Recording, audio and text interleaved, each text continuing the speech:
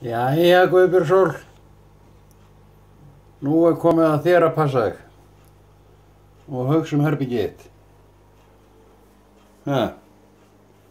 Nú er pabbi búinn að taka allt herbergið í gegn, allt saman í gegn,